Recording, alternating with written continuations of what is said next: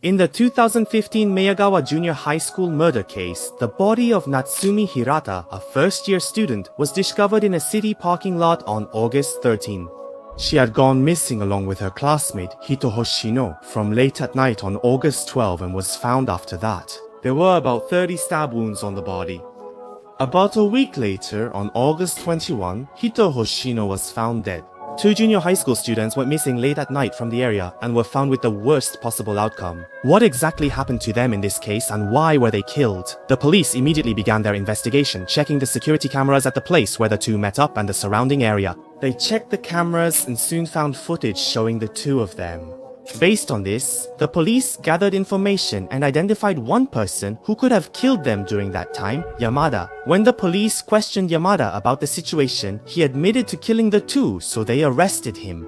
Yamada's brutal and malicious crime took the lives of two young people in this case. The prosecution sought the death penalty for the defendant, and he was once sentenced to death. However, the verdict was later overturned. The sentence is not final. The reason for their deaths is unknown. Why were they out in the middle of the night, and how did they encounter the perpetrator and end up being killed? Now, here are the details of the case. Mr. Hoshino of Neyagawa City met his classmate Mr. Hirata around 9 p.m. on August 12th. He told his mom he was going to meet him. It's believed the two met up shortly after going out and were seen together by a resident at a city convenience store about 30 minutes later, behaving normally.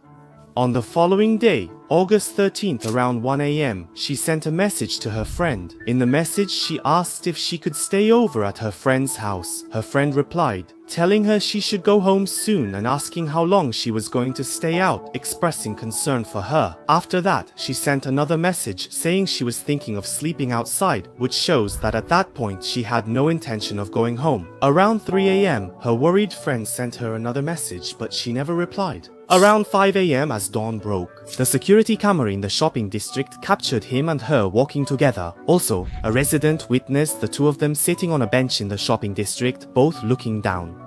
After that, some time passed. By the evening of the same day, she sent a message to a different friend than the one from earlier. Usually, she only writes short messages, but this time it was a long one, so her friend thought it was strange. The message said things like, "I'm pregnant," and "I won't be coming back to Neyagawa," things she normally wouldn't say. Those things were included in the message, so it's believed that by this time, the culprit may have already sent the message pretending to be her.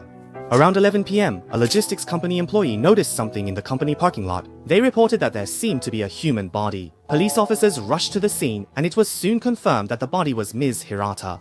As mentioned at the beginning, her body had numerous stab wounds. Based on the available information, the police promptly started investigating the case as a murder. It was discovered that she had been with Mr. Hoshino. The team rushed to review security footage and confirm Mr. Hoshino's well-being. Tragically, on August 21st, his partially decomposed body was discovered in a bamboo grove 20 kilometers from Neyagawa City, with a used sheet nearby left by the eventual suspect. Body fluids not belonging to the suspect Yamada were collected, suggesting Yamada staged the crime scene to implicate someone else. Afterward, Yamada checked security cameras near where Ms. Hirata was discovered. The crime was spotted on the camera footage. The footage captured a suspicious grey van during the time with no alibi. Focusing the investigation on that footage revealed that the vehicle was identified as belonging to the suspect, Yamada. They tracked Yamada's movements and questioned him. Since Yamada admitted to the crime, he was charged with abandoning a body in relation to the woman and with murder for both victims. Yamada's trial began on November 1, 2018 and is still ongoing as of 2020, with the first session held on the start date. At the first hearing at the Osaka District Court, statements were made such as, "I should have helped right away and I should have taken them to the hospital." Yamada's performance-like statements drew resentment. Because of those things, a death sentence was handed down and Yamada, who could not accept the verdict, plans to appeal immediately. However, he ultimately didn't appeal due to causing trouble with the prison guards. The death sentence was initially finalized but later overturned, as it was decided that judgments should not be made emotionally. However, furthermore, on November 26, 2020, Yamada submitted the paperwork to withdraw his appeal once again. On November 30, Yamada's defense attorney filed an objection.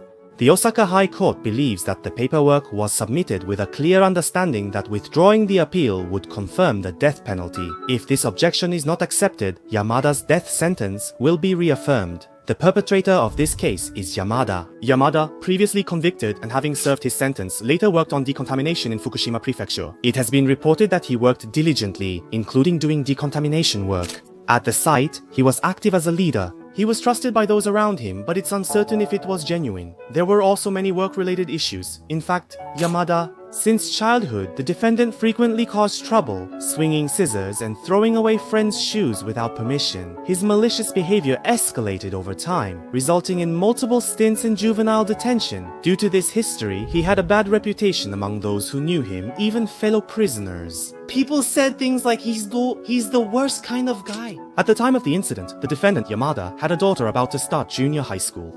To a female acquaintance who was the same age as the victim, he said things like, "I want to see my daughter, and I can keep going because I have my daughter." He was a father who looked forward to his daughter's growth, and he poured at least some of that affection onto the two of them. Was he unable to do that? Also, the defendant, Yamada, has a history of committing heinous crimes.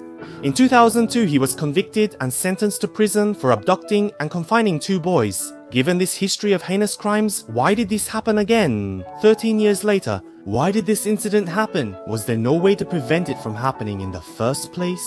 How must the families feel when they later learn that the person who took their precious child's life had committed heinous crimes multiple times in the past? I believe that giving appropriate punishment for such heinous crimes and making the perpetrator atone for their sins is, even if just a little, for the sake of the victims and their bereaved families. I sincerely pray for the happiness of Hoshino-jin and Hirata Natsumi, and I hope that such tragic incidents will become fewer. That's all for today. Thank you very much for watching.